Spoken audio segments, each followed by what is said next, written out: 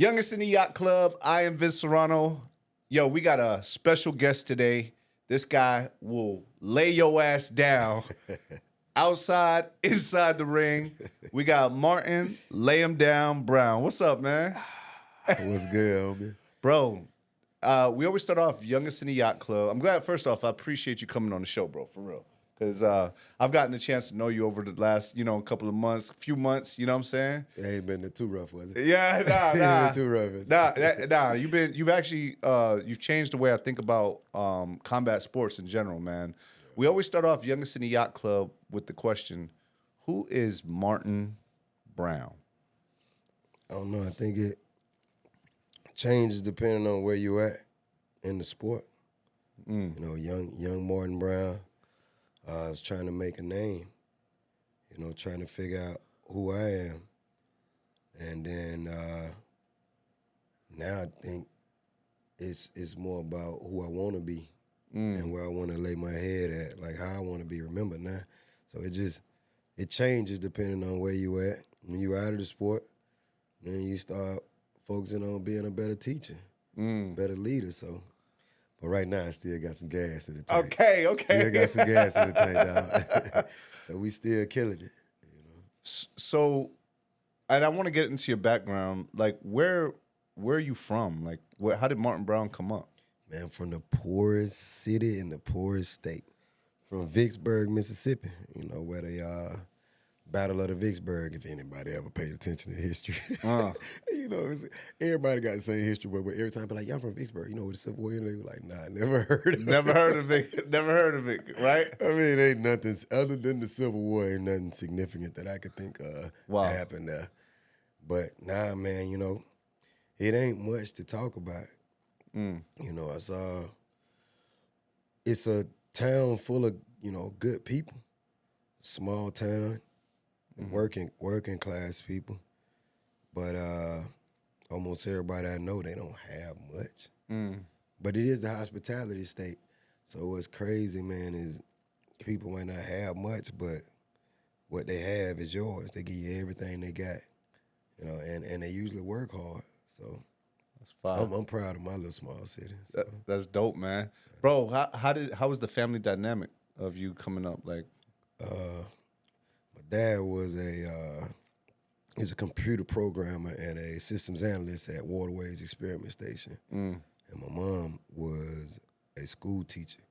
Both parents had master's degrees. They were highly educated and prominent figures in the city. Wow. But at the same time, remember, it's a poor city, so just because you live, like personally, I didn't miss a meal. But at the same time, the culture still the same. So I still I had new clothes and I had hand-me-downs. Yeah. So, and they didn't let you escape that life. You ain't escaping that life. And, like, you live in a nice area, but, like, it ain't far removed from the hood. We had a street called East Main in Mission 66, but it was right around the street from the projects, and the fastest way to get through the town, they had to come straight through our neighborhood. So a lot of them we grew up with. So it was like we was the kids, our pants up, you know what I'm saying? We ain't sagging, but growing up around them, you could be hanging around them, they get into a fight, you get into a fight. So it's like you just grew up around them the same way. It's the culture. Yeah, the culture was the culture. It wasn't, for me at least, in my little neighborhood, it wasn't really no separation in between the two because you got it and they don't.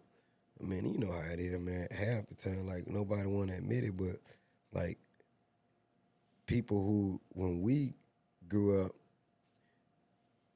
our parents be like, we don't want our kids to be like them because they ain't got it. But when you young, you see that the hood kids are the cool kids. You know what I'm saying? Your parents don't know that you envy them. You want to be like them. So it just never was no separation. They knew us. We knew them. I could even remember a time going, because like we where we live, it wasn't that many kids in the close like vicinity, like walking distance. It was like 5 or 6 kids our age. But we would walk over to the sub, Elizabeth, short for subdivision. We'd walk over to the sub, and like they'll tell you, like, hey man, it's kind of rough, man. Y'all probably need to go back over there, man, because some stuff about to happen. They letting you know. Yeah, you know. But the fact that they Looked out. looked at us like, man, y'all ain't supposed to be around here, man. Y'all got, you know, other stuff going for y'all. Right. So I respect that. That may even be lost today. Yeah. But like everybody knew their role. You know what I'm saying? So like obviously I end up getting into paying some master's degrees and I end up getting into fist fights for a living. Yeah. Yeah. How did that was gonna be my next question. Like, where'd that come from? You know, everybody, you know, there was nothing significant about my town, man. And I sat back, and I'm not knocking anybody. You know, I love my people, bro. I love my people, man. Yeah, you were just telling us about that. Yeah. But when you look in your future, you say, what am I gonna be doing? Like, damn, I didn't get a degree. So, look like I'm finna be working a minimum wage job. And 20 years later, I just might be a manager or a supervisor of Walmart or McDonald's. And I ain't knocking nobody who do that. But I ain't want to do that, you know. I overheard, this was when Audible, it was before Audible, I think. Maybe I saw it on YouTube, but I remember wanting to leave Mississippi, and I remember saying, Les Brown saying that if you haven't done anything significant in your life, then when you die and everybody you know die, it'll be as if you never existed at all. So I was like, man,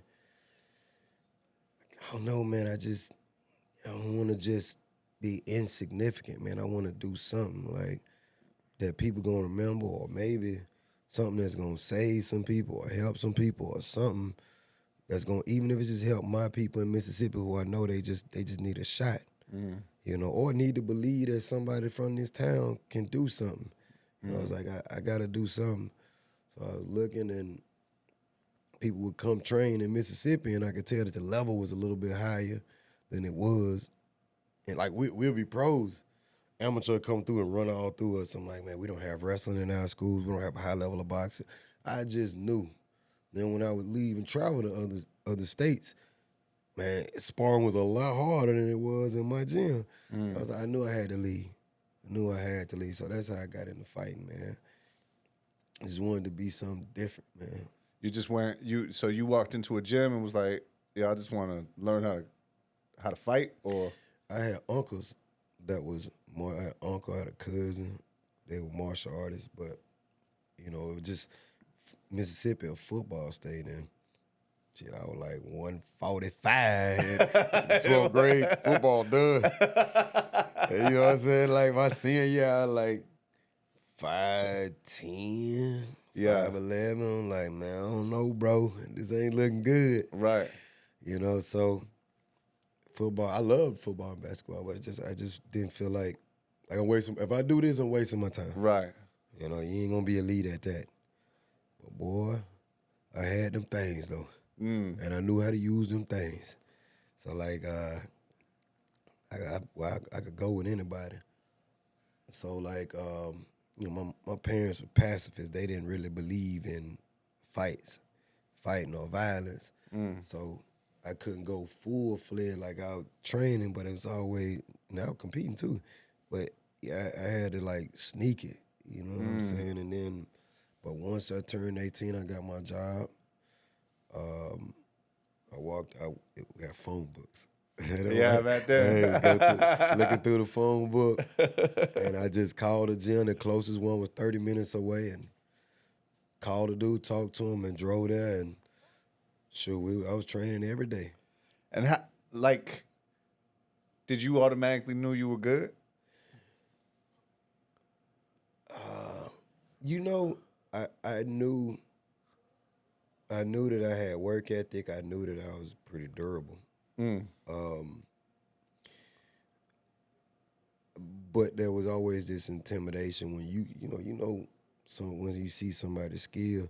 But I think like once I got 4 or 5 fights, I had knocked everybody out, and I was thinking like they sorry. That's all. I just knocked them out because they sorry, not because I'm good.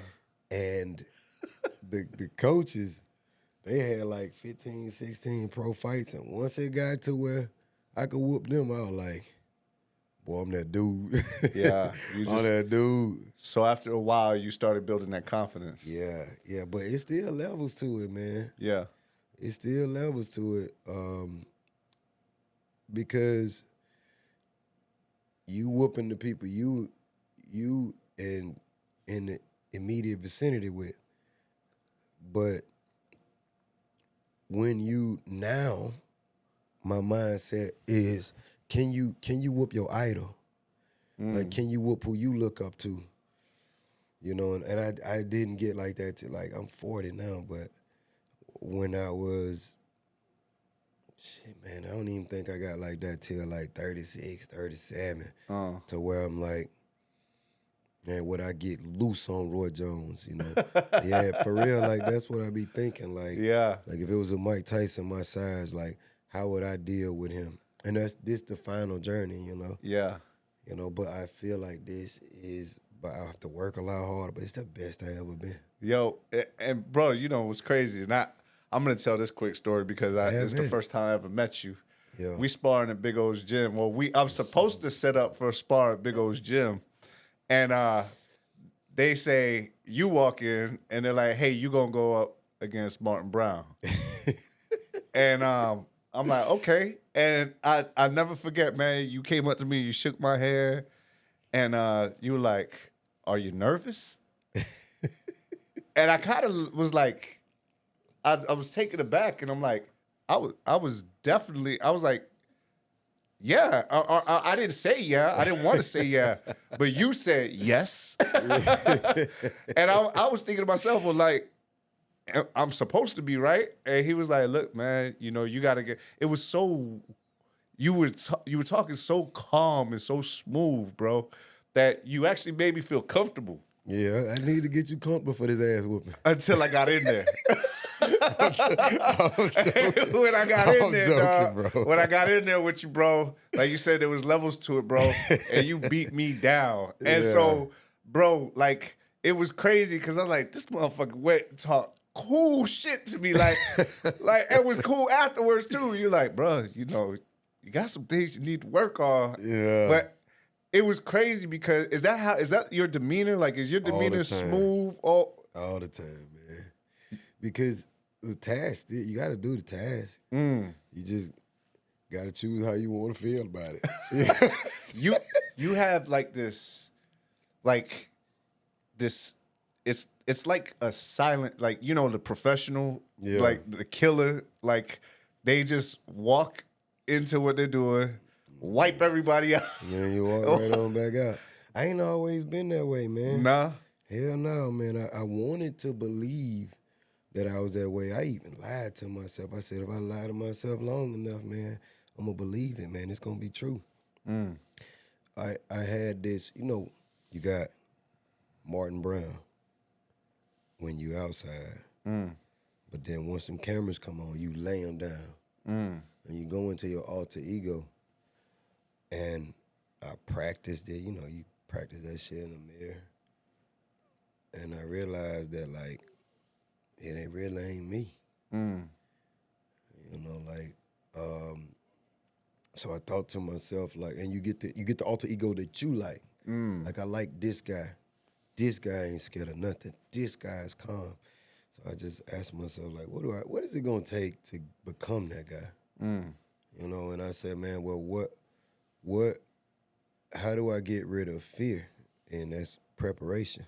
When you did everything you could, now we here and we submit ourselves to whatever outcome, you know, absent of a specific outcome that you're looking for. I don't need that. Like, I just need to show up and perform. I did all the hard work, you know. So now, and then I do my training. I ask the right questions when I'm around coaches. You get text messages from me 2, 3 a.m. in the morning because I'm studying footage. I'm studying film. You know? You got the think tank, man. Yeah. You gotta do it, man. And that's especially when you're an older fighter. You can't rely. I haven't lost my speed and my power going up somehow, you know. But I don't. When it happens, you know, Father Time undefeated. Right. When it happens, I don't want this to be a situation where I'm like, oh shit, I'm not fast enough. Oh, you know, you gotta figure that out. Like, you in there now, you hit that man. Yeah. No. He want his back. You say, hey, it's crazy because you like have a mentality towards combat sports, bro. That it do feel like a wise soul, like you're a student of the game. Man, studied this shit day and night, dedicated my life to this, man. Now I just need to figure out how I wanna, you know, where I wanna lay my head at, and how I wanna lay my head at. I mean, how I wanna lay my head. Like I wanna go out as, I wanna go take the money fight. I might, you know. Do I wanna go after another belt?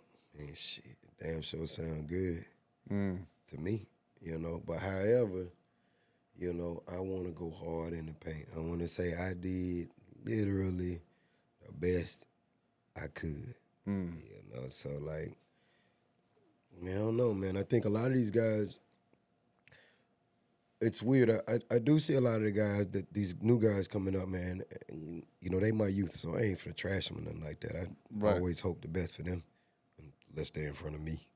You know, hope the worst for you then. For that night. Yeah, cave your whole head in. but they, you know, a lot of them, we live in the internet age where, or social media age where, you know, stories, they come up in another story, you see people they like swiping from story to story. And I believe that there is significant data that suggests that make your attention span short. And as long as you got them kind of problems, it's gonna make my job easy. Because a lot of these young guys, they get done with training and they go home to their wife and their kids, or they go home to whatever else they gotta do. Man, training ain't over with yet. And you got recovery. You know, when you recovering, you need to be studying. I ain't just off on the next thing. Yeah, I ain't just get out of practice. It was something I ain't do right that day. Right. I need to ponder over that. And I need to get mad about it. I need to, before we come back, that need to be fixed. And now we on to the next task when we get in. Or that task might take a week or two. Nothing about fighting is easy. Man, this stuff hard, and then not to mention it's dangerous. And it's dangerous. This man ain't even do nothing to this man. And he want to take your head off. He want to hurt me. Yeah, that's crazy, bro. When we come back, I'm gonna ask you a couple of questions about your professional journey. Yeah, your path to world titles. I think how many world titles you got? Two of them. Your path to world titles. That's crazy. And if you talk about other artists, I got a catch wrestling world title, and I ain't never catch wrestled before, bro. That's crazy. So you got 3 world titles in different sports. 4 in different sports, and then we're gonna talk about your bare-knuckle journey, right? Because I see you did that because you crazy, and then now your boxing journey. So when we come back, we're gonna talk about that, bro. Sound good? Bet that up. Let's go. We back with Martin Lay 'em Down Brown. Yeah, my guy. What it do? I want to talk to you about like your fight journey, like going from amateurs to pros, and then like what was the discipline that you took? Because I've seen the videos, dog, and the latest videos are of you boxing, even bare knuckle stuff, fighting for championship and that. But the ones that I've seen you like really do crazy damage is when you kicking and punching a bitch? Like, how does that? What the hell? Like, Yeah. where all these disciplines come from? Like, You know, I was doing MMA in Mississippi, and but we didn't have an athletic commission for a long time. So like, man, you could be fighting a pro as an amateur. wow, We didn't have shin pads. Like I had all started off, so we were already crazy in that generation because that's what we started with. Yeah. No shin pads. so y'all just going, And pro gloves. No, like these guys now got like I think 7 or 8 ounces. We had 4 ounces. We had the same that the pros had. We had the same time frame. We was doing 5-minute rounds. They doing 3-minute rounds. wow, So like we always started off fighting as a pro. And even how I even became pro, I wanted to stay an amateur, get my experience up. I ended up taking a fight, and the promoter said, "Hey man, I got you something, man. Threw me some money." I'm like, "Thanks, thinking he doing me a favor." And people said, "Man, congratulations on your first pro fight." Like, man, what you talking about? He done got me. he paid you, so now Got you're me. professional. I'm a pro Yeah, now. Like he got me. crazy. You know, so that's how I got. I'm like, I gotta do this now. And my first, like, he was a champion. Wow, So right now, like, I mean, when I took the fight, I'm like, dang, you know, I'm a champion. But I'm thinking I'm an amateur champion. I'm a pro. wow, I could be fighting the next dude 9-0, 10-0. wow. So I always been the B side. I always been the guy that wasn't supposed to win. I just had that thing, you know. I mean, in many ways, because I wasn't fast, but somehow it was just special. Had something that they didn't have that night. And then did pretty good.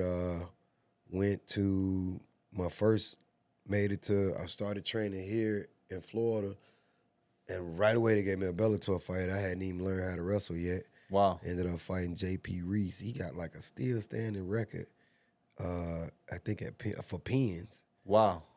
Forgot what college he was at, but so I go in, I get taken down a bunch of times. I still thought I won. But lose that fight, take me a bunch of years, go to Bellator, win by knockout a couple of fights, then tore my shoulder. So I'm like, this is it. This is it. I'm about to scratch the surface. And they told me, they said, you win this next fight, we're gonna put you, because I was on the prelims, like we're gonna put you on the main card. So I had to have a shoulder surgery, and Scott Coker bought the company and got rid of, scratched everybody that was on the prelim. Oh, wow. Like I was right there. Yeah. So now, back to the chitlin circuit again.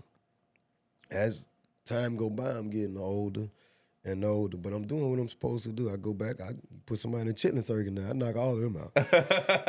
Like you gotta be that level. Like if you don't belong in there with me, it's gonna look like you don't belong in there with me. I'm knocking all of them out. And went back to what was it? Titan. Titan was on the UFC Fight Pass, and Jihad, my head coach at the time, he had moved away. So man, I'm taking fights. 10-day took the fight with Dez on like 14-day notice. Took the fight with Roush Manfio. Damn. 10-day notice. I mean, they'll tell us, like, you might have an opponent, you know, this, and this, but you get the opponent name, so you ain't really training. You just basically spend that time cutting weight. But I'm taking, like big fights. Desmond Green went on, which I thought I whooped him, but Desmond Green went on to go to the UFC, then I lose again, back-to-back to Roush Manfio, who won the PFL $1 million tournament twice. Wow. So, like, I'm not fighting bums. Yeah. You like, fighting these real. are all the who's who. Yeah. Then I take a break, and then Jihad moved back to Tampa. And boy, we went on a vengeance then. Yeah. Got back on the chilling circuit again. Whooped somebody. Went back to Titan, That's when I won my first world title. They had me fighting Baybit Nazarov in Kazakhstan. Wow. And I was brought in my opinion, to lose because he's royalty. And I'm brought to his hometown. Wow. And we at sea level in Florida, they had like 5,000 feet in elevation in the mountains in Almaty, Kazakhstan. Wow. And we asking for like a 3-round fight. It's only on 3 weeks' notice. We need just a 3-round fight. And I feel like that's gonna be pretty taxing. They're like, nah, 5 rounds or no dice. Wow. You know what I'm saying? And so, boom, I go in. Ain't nobody expect to whoop me. I mean, they ain't expect me to win, but I just feel like, he like, oh, we wrestling with the Dagestanis. I'm like, and that's everybody else worry about that. Like, I ain't here to deal with you. You got to deal with me. And that's the lesson I learned I was telling you earlier. Like, man, I did the best I could. Like, when I didn't have an ounce of fear because I worked as hard as I could on my wrestling. And I ain't just talking about with no bums. I researched who the best coach that could teach me wrestling. I went to Russ Cozart, and I was wrestling with, he was bringing in Olympians, bringing people in. It was terrible. It was a terrible experience. Yeah. Oh, my God, like 5 hours a day, you know, but I was doing it. And, man, when I got there, man, that wrestling he had was weak sauce. You know what I'm saying? I wasn't worried about none of that. And even in the promo, you know, they have a humble company. Country, they bow and stuff like that. And I was like, well, they ain't used to nothing like this. You know, he get the microphone. Like, what do you expect? Oh, I think he's going to be strong. He going to be this, he going to be that. But, you know, we're trained really hard and we're prepared to beat him. And I was like, boy, I'm about to put my hand in your mouth, elbow deep. Like, I'm trying to think of the most disrespectful stuff I can say to him, bro. I like, he speak English? Tell him I said I'm going to whoop his ass. You know, like, and he didn't know. He's like, ain't used to that. Taking it back, yeah. I like, watch. You going to see. And then when we get in there, but I came to the weigh-in with a cheeseburger because I was a little underweight. I eating a cheeseburger while I was on the scale. You know, like, just letting them know, like, I'm as disrespectful as I can. I was making memes, you know, because they eat horse meat. I was like, and they drink horse milk. Oh, wow. I was like, the horse milk he was drinking came from a boy.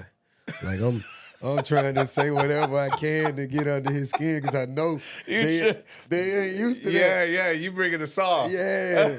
Boy, he was hot. Oh, yeah. He was hot, boy. And he was strong when he got in there. But the thing is, like, I just wish it up. Uh-huh. I'm like, man, just letting them know, like, I told you, didn't I? I told you what was going to happen. Because remember, first comes doubt, then come confirmation. You be like, is he really as good as he say? Or am I just, like, as I try to put it on his mind, I'm like, man, I'm from the States. In the U.S., we see every style you can think of. Like, y'all just getting people head with the promo stuff. But make no mistake, you ain't got nothing over here that look like this. Y'all ain't got none of that. You know what I'm saying? Even people over here that don't got that used to seeing and dealing with people who do got that. Right. Y'all ain't got none of that.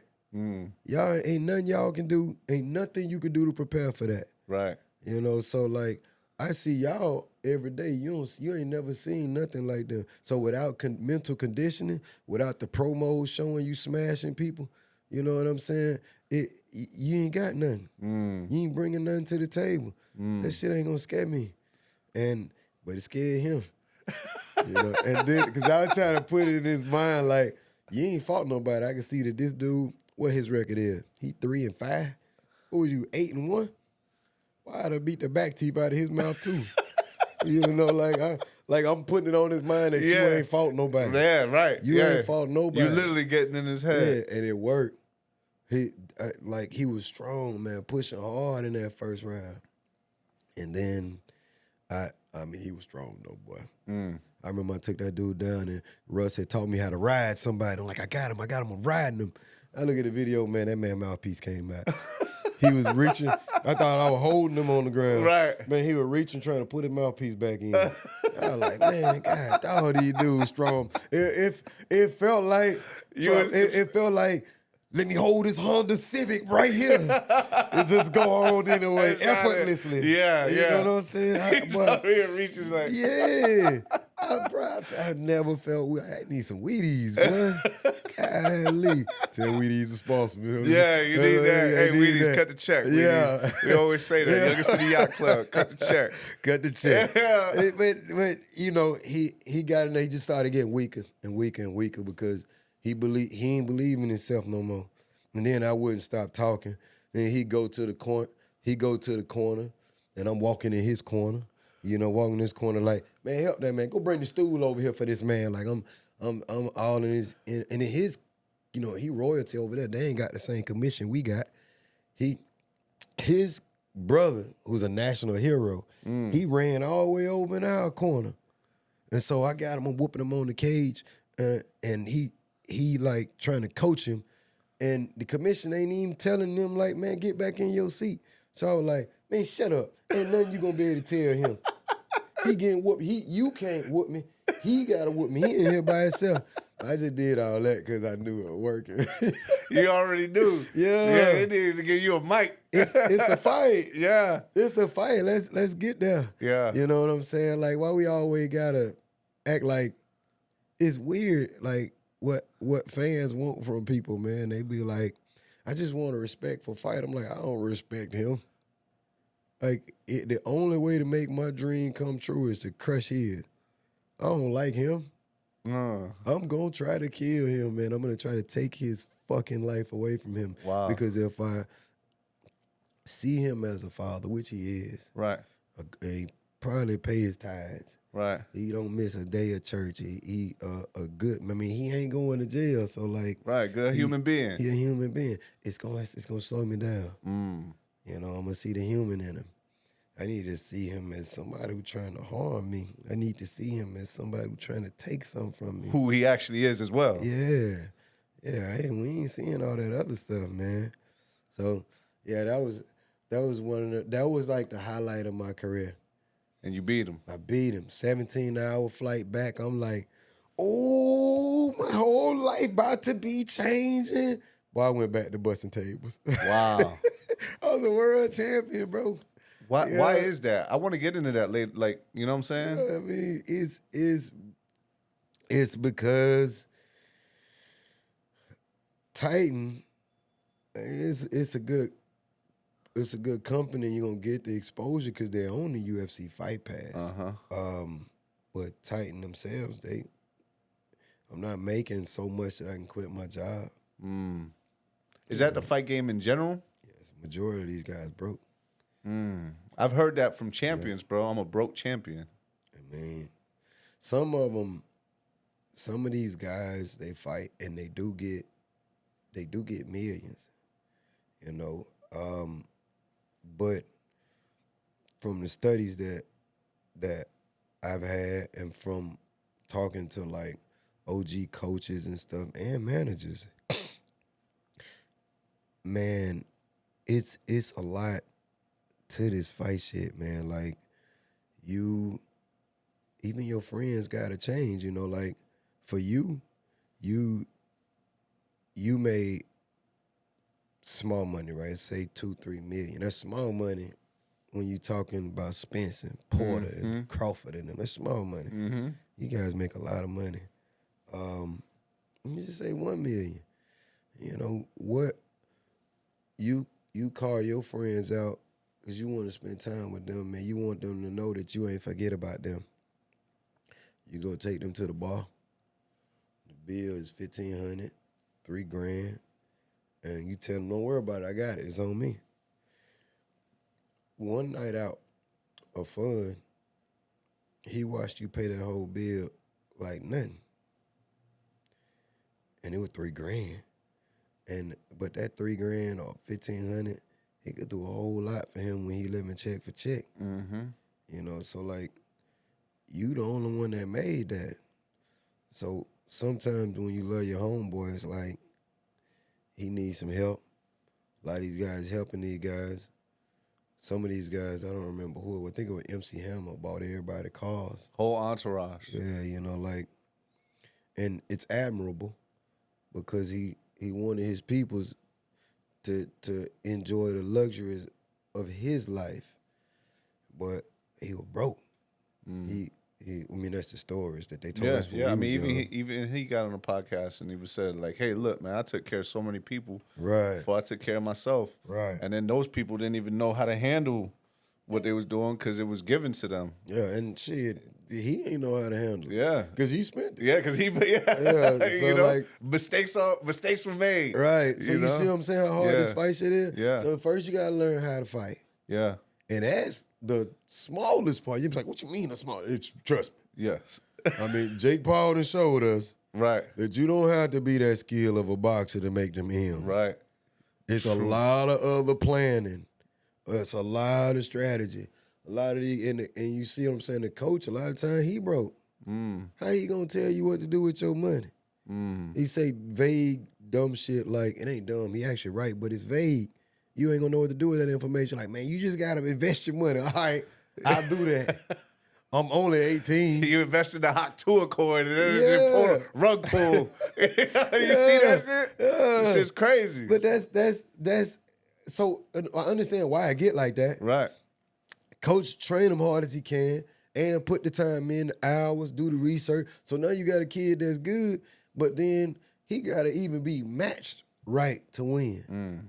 Because if you put that man in there with none but killers, eventually somebody gonna stop him. You can't keep getting killers because luck happens. Right. You know, it's people that you will beat 5 times in a row, but one of them times you lose. Right. It's people out there. But see, in boxing, a loss is unforgiving. You're done once you lose. Yeah. So it's getting a guy to that level, man, like the slightest mistake, especially if you got a heavyweight, Yeah. they one punch away from a knockout. Yeah. Yeah. The whole life changing. You can get him knocked out in practice, right? He's sparring because his outside sparring gonna be against another heavyweight. yeah. You can get him knocked out. He fighting next week. You know, so like it is this shit hard. Yeah. So then you get the management part down pat. You picking the right fights. Like you gotta make the right partnerships with promotions. Gotta be something that work with, that you know what I'm saying, that you can work with. It's helpful for both parties. Then now it's the people you around. Some of these guys, they, you know, it's gonna sound bad, but some of these guys, like, they champions. Then you look in their circle, is this dude a bum? Like, you grew up with him, but he a bum. You know, like, and so they say, well, how should you handle it? Should you just look down on him? No. Who said look down on him? As a matter of fact, I'm gonna even throw him something. But I ain't hanging around him. Right. I don't need that around me. Right. Like, I need people who we going in the same direction. And that's why you see, like, people talk about the winner circle. They don't even be doing the same thing, but they winners in their thing. You might see rappers out with basketball players and stuff. You know, like you might see basketball players out hanging out with certain boxers because they both winners. You know, so like that's the type of crowd you want to be around. John Henry Clark, he said, I only compete with those that I deem as my equals. All others I teach, you know, classes and sessions. So when I'm around people who I just don't feel like they my level, we ain't hanging out. Yeah. Like, I'm just schooling you. Right. You know what I'm saying? And if you don't need that, then we ain't gonna be around. Right. Or if I got homeboys who they ain't never gonna be on my level, I'd rather throw them something. Right. Like something I can Yeah. part Some ways with. cherry. Can't be much I can't part ways with. Right. Because I don't, you know, they are a part of my childhood. Right. They're all part of my youth. Right. But I'd rather throw them something, man. Yeah, give them a contribution. Yeah. And towards what they need going on. You And know that's somebody who hiring. Like, Yeah. little thing, like, he working minimum wage. You know somebody who hiring and they gonna pay more, man. Man, hey, man, hire my dog. Yeah. You know, like, so it just like that, man. My cousin got a homeboy that he ain't gonna keep no job. You know, but he got a lane where he got value. Right. You know, like Right. Somebody got to bring value to the thing. he the for muscle. Sure. There you go. But that's what he do. Sometimes you need bodyguard. You need that. You know, so at like, least you gave him an opportunity. And he gave him a role and paid him. That's fine. You know, so like I'd rather do that. Yeah. But like as far as I'm hanging around, like people I'm hanging around or people I'm sitting back like, man, let's start cooking. Let's find some ideas where we could grow, we could eat. Legit. You know, like they gotta be solid. They gotta be that on the same level I'm on. Bro, when we come back, I'm gonna we figured out your MMA stuff. When we come back, I want to talk about bare knuckle. I got into bare knuckle. Yeah, you got into bare knuckle, and then boxing. I heard you haven't even lost a round. Nah, I be whooping their ass, bro. Tell you, man, it's the best version of me, bro. Yeah, we gonna talk about it. Man, we're back with Martin Lay 'em Down Brown. Let's get it. Dog, you got a lot of accolades. You've won those championships. How the hell did you end up in bare knuckle? Corona. Like Corona, like the COVID joint. Nah, I was drinking when I made it. Nah, I was joking. Like the real Corona. Yeah, because You you gotta be drunk to make a decision like that. Like, I'm trying to tell you. no gloves? Bro, that's what I'm saying. It's like you really living like that. Yeah. Yeah. You know, Corona hit. I won the fight in Kazakhstan. Then I won the fight in the DR. And Corona hit. We don't know what's about to happen. Everybody's sitting around like, even the gyms and stuff was shutting down. The only person that was throwing fights was BKFC because they were throwing them on native reservations. You know, they don't have the same rules. Right. They didn't have capacity restrictions and stuff. So I was like, I need a check. You know, I need a check. You know, no shit desperate when you finna fight a bitch. Yeah. Like, with no I mean, blood. but it seemed like that's the life for you. Yeah, I mean, I was looking at the fights and I'm like, you know, one thing about me is even though I did MMA, I was always known as the MMA guy that had them hands. That's because the head coach was a boxing coach. So I could always box in its purest form. So I was looking at them dudes, man. I was like, man, these dudes some bums. Like, they ain't skilled. I done fought a bitch at the gas station for free. You know what I'm saying? They finna pay me. Is this some bitch windmilling? I'm finna beat his ass. The windmill? Yeah. I remember thinking, I'm gonna hit him everywhere except the bottom of his feet. Yeah, I'm gonna beat his ass, boy.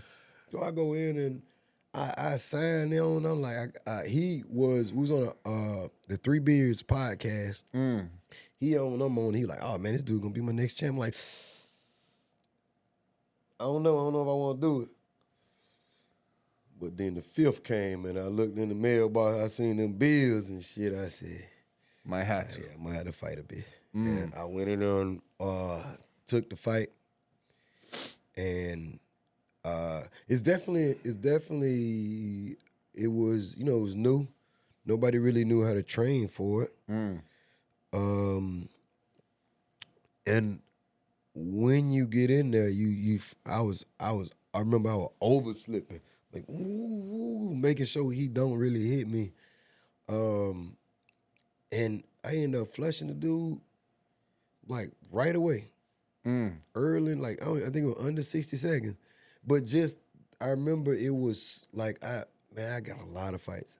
And my heart rate don't even go up for fights no more. But my first bare knuckle fight, it was all over again. Like I started, I was like, oh my God. Like, beginning. Yeah, I'm about this is real. Like I started back getting nervous again.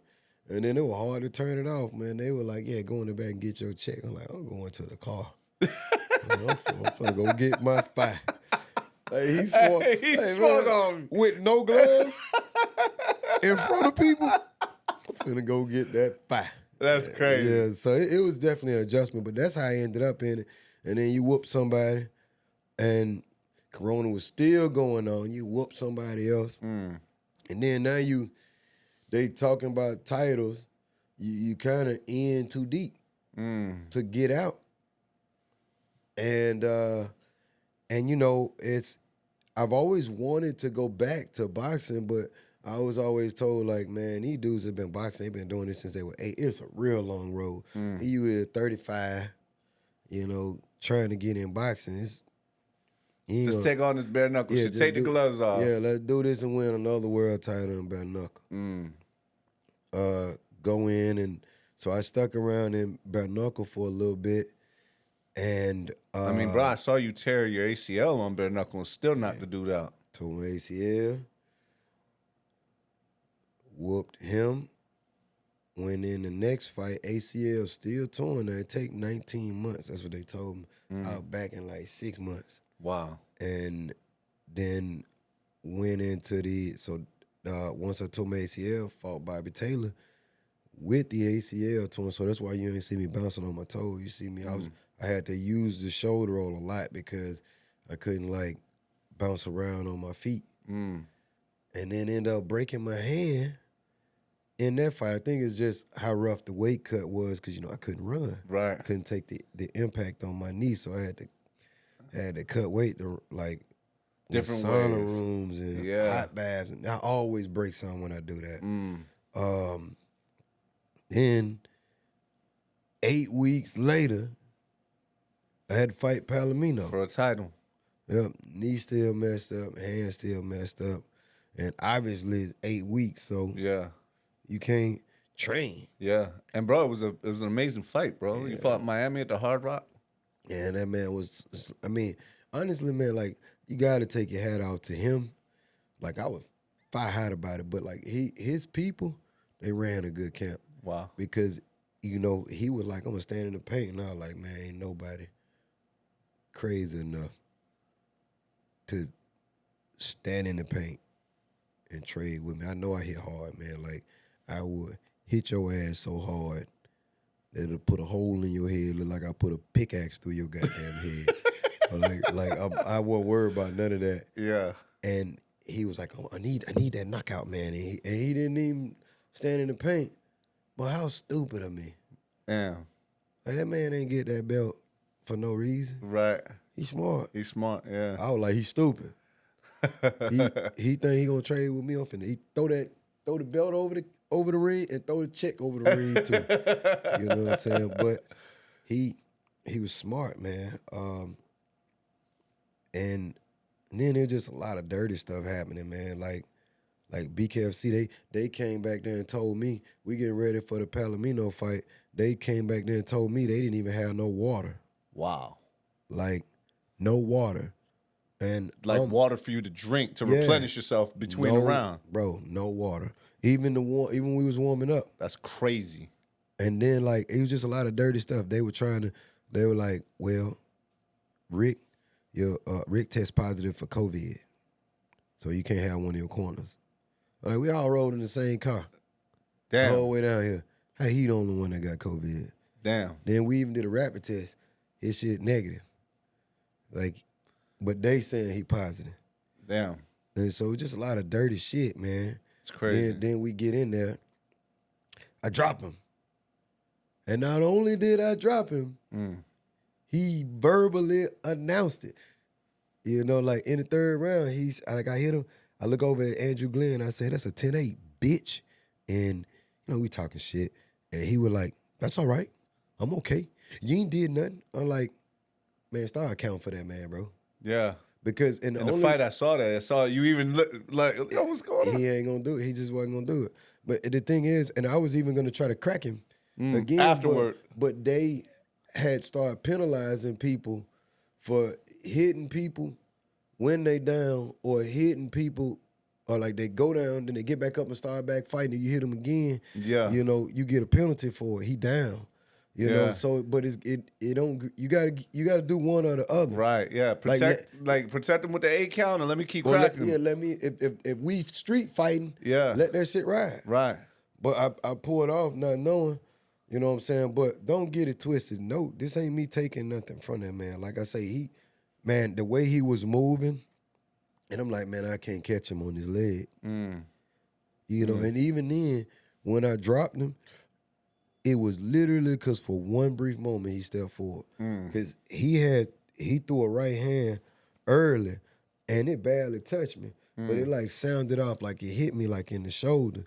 And it sounded off, and I heard the crowd say, ooh. And I remember thinking like, man, I've been chasing this dude all day. I can't catch him. I said, but if I start backpedaling like he hurt me, he gonna come close the show. And I saw him getting closer, and I just started pawing. People, when they hurt, they'll paw the jab out. I just pawed the jab out like I wasn't sure, but I slid that right hand back. I said, when he come in, I'm gonna knock fire to his ass. And he came in, boom. He hit the deck, but he got back up and started fighting. It threw you off, man. What the hell? It ain't throw me off. I wanted to foul for his shit again. Right. But I just, like, I ain't want... Yeah, the ain't want them penalization. to- Yeah, like, yo, come on. When I say it threw you off, like, yo, start counting, man. Let this man go. But he did, bro. When I tell you, like I be, boy, for years I wanted to trash Palomino. I did, man. But I'm old now. Right. Like, he did it. He did exactly what he was supposed. But when he got dropped, Yeah. boy, my dog was back on the outside again. Yeah, he made Like, the we ain't doing adjustment. that no more. Right. And so that's the makings of a champion. I ain't got nothing bad to say about that. That's dope. I do want more smoke though. But I hear you. Maybe but- you can set that up. Maybe we can set that up. Bro, you also fought, I see you got the hat on for BYB. Yeah. That's backyard boxing? So the thing is, so I go in, lose 2 fights. So every time I go on this 2-fight skid, I always go on a terror streak afterwards. So I lose it. The second fight I had against Robert Peralta, bro, I don't know how they robbed me like that. Damn. And there's no accountability. Bro, you can look at the punch stats was saying this man hit me like 900 times. Damn. Bro, he hit me maybe 2 to 3 times a whole fucking fight. Yeah. And, I'm not knowing any of this punch stat stuff going on. Right. I remember being in the ring like, damn, this easy.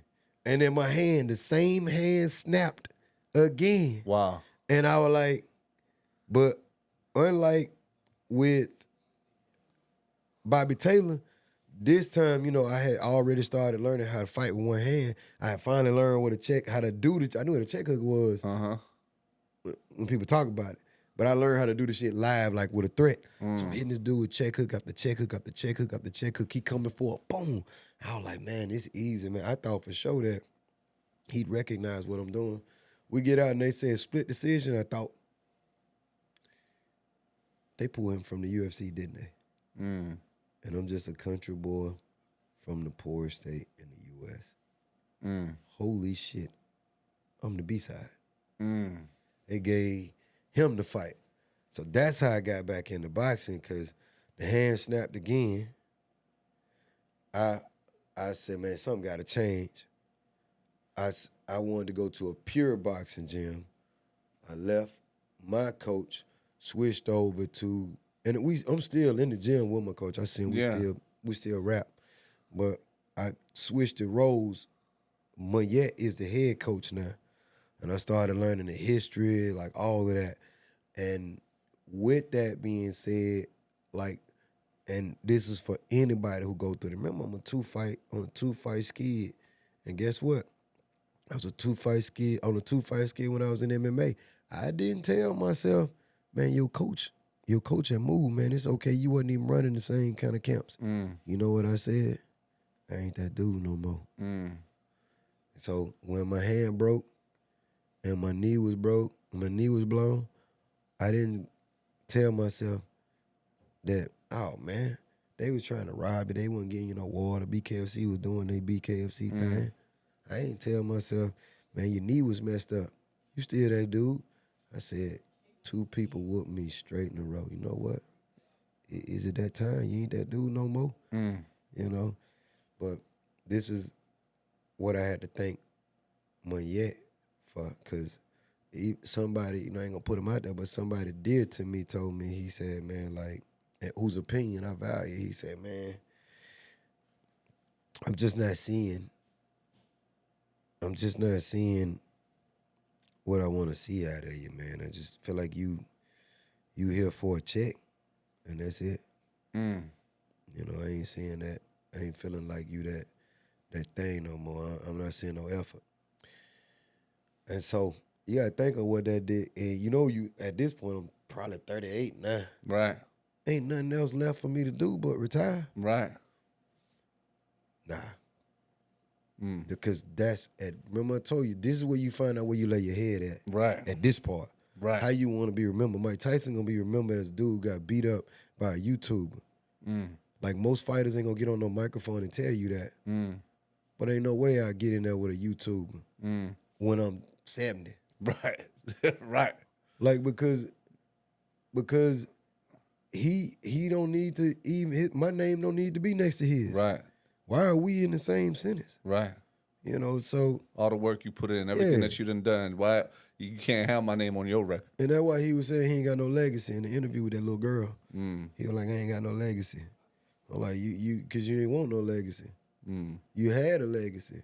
He said, I ain't got no legacy to my kids. My kids, I'm nobody. I'm like, but to our kids, you wasn't. To us as kids, you wasn't. You was our hero. Not mine no more. I don't care if anybody mad at me about that. Like most fighters ain't gonna say nothing like that on the line, but they all feel the same way. For sure. Andre Ward ain't when he turned 50. When he turned 50, ain't nobody gonna be able to call him out. He in his 30s now, or he should be probably 40, 38, 39, 40. Something close. And get what? He quit a while ago when he still had the gas. He was like, I just ain't got nothing to prove no more. Right. I fought Kovalev.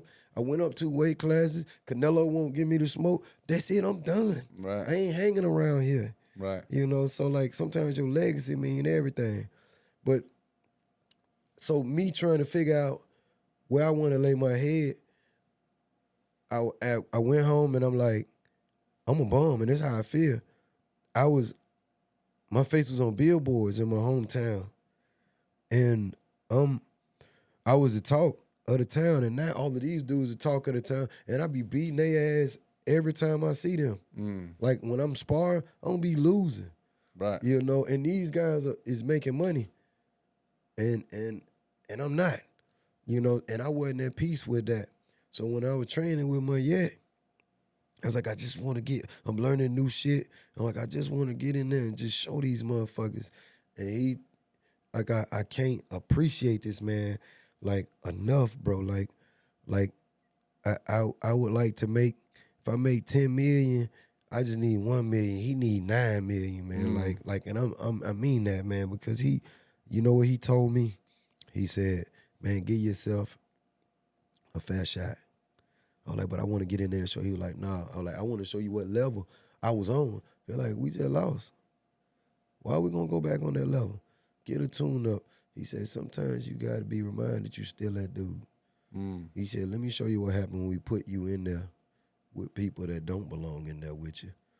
I go in, and then with boxing, you know, I can wrap my hand, so it gave my hand enough time to heal. Boom, I knocked the first one out, and I'm still not happy. I'm like, man, what you thought was gonna happen when you put him in there? He's like, nah, what did you think was gonna happen when you put a bum in there in front of you? If we had to put you back in there on that level, as soon as something had to got hard, the brain is associative muscle. Right. You would have associated losing with being at that high level. You'd have been like, oh, it's happening again. I guess I'm not that guy. You would have laid on down. He was like, nah, keep winning. I go in, I would take another tune-up fight. And he a little bit harder. I whooped that shit too.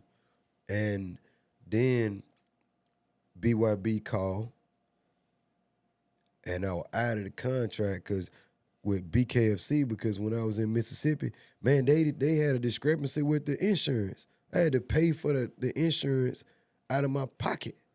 I mean, pay my hand surgery, and it broke twice. Wow. Twice. You know, damn, dog. I had to come out of pocket. Yeah. All this, I'm losing this stuff now. Yeah, I and this ain't is a even got the money. multi-million-dollar company, man. There shouldn't be no issues with shit Man, like they that. don't take care of their fighters like that, man. It's so many fighters, but the thing is, Sean, the one of the UFC fighters said that too, man. It's like hell no, they don't take care of them like that. yeah, and the thing is, but here's the problem. A lot of these guys ain't gonna say nothing because without BKFC, like Palomino was on I think a 4-fight skid in MMA. So, like, I hope if he see this, he don't think I'm shitting on him. And but like, who would he be without bare-knuckle? Yeah, no, he made a full name for himself. Yeah, he made a name for the company. Yeah, he was a killer. Yeah, you know.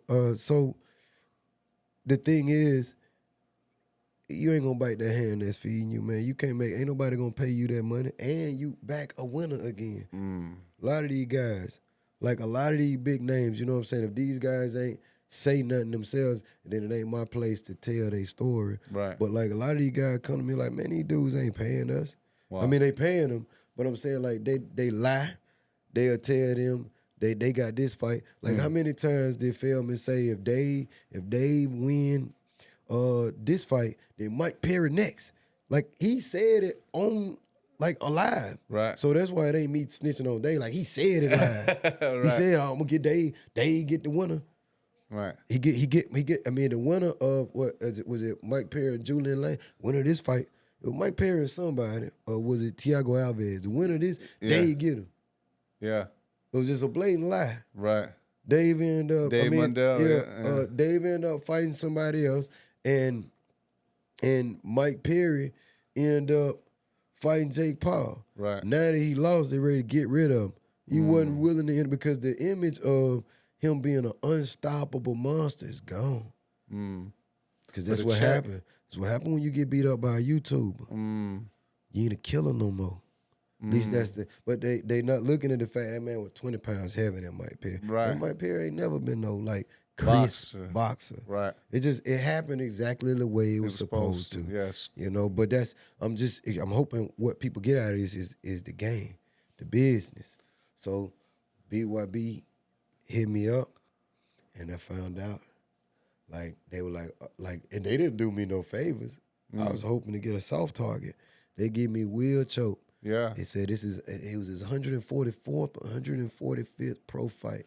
Yeah. I'm looking at him. I remember Will Choke from being a kid.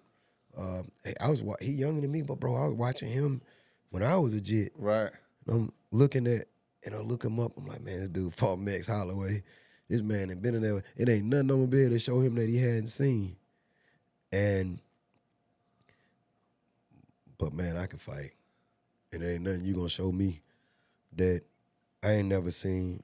And more than anything, I can fucking crack. I can crack. So you really do have, like, you had to be perfect the whole fight. Like Palomino had to be perfect, and he did. You know, but I just need to be perfect one time. I just need to touch your ass, and Will Choke got touched. Yeah, I saw that Early. Yeah. And so I'm Didn't back. even go second round. It was first round. Yep. Yeah, it's fine. I'm back, and I just been, and so if Mel say, hey, you know, because like right now, man, they ramping up, so they always book. Now they got a lot of fights going, and they growing internationally too. Right. So sometimes he book, but me being 40, now my thing is I don't like sitting still. So that's how the boxing thing come up. My bad. That's how the boxing thing come up. Like when I'm on the bench, I need to be doing boxing. Yeah. You know, when he got a fight, fuck it, let's do it. Yeah. And if and the crazy thing is, you could, like, as long as I do it this way, man, I'm undefeated in boxing. I could win either way. I could be fighting for BYB, and BYB is a pretty dope company, man. Yeah. Like, man, bro, my check done bounced twice with BKFC. Now they probably don't do that now. Yeah. You know, like, Yeah. but back in the day, I mean, twice. And I took a fight on a card one time. His check bounced. Damn. And they tightened us up. Yeah. Like 2 or 3 days. Yeah, But still, that ain't these are never happened, bro. Yeah, this is some. This That shit. ain't never happened before, bro. You know what I'm saying? Even for the chitlin circuit, they had that, but the check smaller, though. So Right. they can call somebody in the back, like, man, I Bring need this out. I need 20 of them things. No, but you know, like, with BYB, I didn't even get to go in the back. Wow. You know what I'm saying? Boy, Yeah. I just thought about it. I got a BYB hat on, don't it? Yeah, you do. Boy, I sound like a company man. Yeah, I put it on because it matched. It did. It You know did what I'm match. I was saying? thinking, I'm like, man, this man. Yeah. Hey, man, you owe me. Hey. You owe me. I'm Legit. putting it on there now. Like Hey. we're gonna cut this edit right here and just make sure Mel know that Make they sure owe me. BYB cut the check. Yeah. But because I'm gonna tell you, I get out when I got done fighting Choke, I wasn't even expecting this. I walk out and man, there was a dude sitting at the bottom with the check in his hand. Here you go. like my hands still hurt for whooping choke. Yeah, you. But hey, I made that thing work. I made that thing work to You grab got that it, check, you got boy. it. That's I fine. ain't even have pockets to stick it in. Yeah, while I sure. was clutching on. But so everything from my experience for BYB is dope. And they will outright tell you what they can do. They'll tell you what they can't do. The staff was cool. I mean, even how they handle the fighters, man. Like I went to the Jacksonville fight. I popped up late, but I made it to the after party, and everybody it was winners, losers, everybody in the same room. Like they threw the party for just them. It wasn't even for the crowd. It was just them. That's fine. They let everybody know, like, this company, it's just business. We're going to kill each other when we get in there. But if you live, like, we all right. It's just business. And everybody was doing their thing. That's fine. You know, so it's definitely a first for me. Yeah. It's definitely different, you know, and they don't really care. They don't care if you box, like, especially, like, I've been in contact with me. I'm like, hey, let me know if y'all got something because I'm going to do this. He be like, hey, check back in this week. If I get a bite on a fight for you, then obviously don't fight because I want to book you. Right. But if not, no, go and do that. Go and do that. Like, it's always been straight. Yeah, I do. Go and get yours. Yeah. I mean, so I fuck with it, man. Like, so far, you know, I just want a belt. I want one more belt. I love that. Bro. You know, we're coming short on time, but I want to know, like, where can the people find you? Like, how can people get in contact with you? Where's the social media? Like, how can people book or find, like, because you need to do more podcasts. Oh, man, y'all wildin'. Yeah. I've been to fuck the podcast up. Nah, you good. They'll give me the script. Like, okay, ask him this. Ask him this. And I ask him this, and he started talking. You know, my ADD badder than a bitch. Yeah. Boy. He go to talking about his family. I'm like, so tell me more about that. Nah. She did what? Man, I can't stand when they do this. But where can people find you on social, though? Man, that shit terrible, man. You know, terrible on social, man. But it's under Martin Brown. And it ain't, I got a face that only a mother could love. So if you find another Martin Brown and he don't look like this, it ain't me. Okay. But on Instagram? Yeah, I would pull Lay it him out. down Brown. Yeah, dog. just look for Martin Lay him down Brown, man. That's how you find it. That's fine. I got to get better at Twitter. I don't even use it. It seems kind of toxic, but I'm gonna do better, man. Cause my dog Vince gonna help me get right. I got man. you, bro. Bro, I appreciate you coming on the show, my Yeah, guy. appreciate you having me. Definitely got to have you on again, man. You need your own pod because you can go. Man. I just jump on with you. Yeah, and we'll talk about combat sport. Or you interview somebody else. Yeah, and I'll be, you know what I'm saying? How you talking? You be the empanada. I be the seasoning for it. I spice the show up, but you still the base of it. You know what I'm saying? I love that, bro. I ain't gonna plan it. Well, thanks for coming on the show, bro. Yes, sir.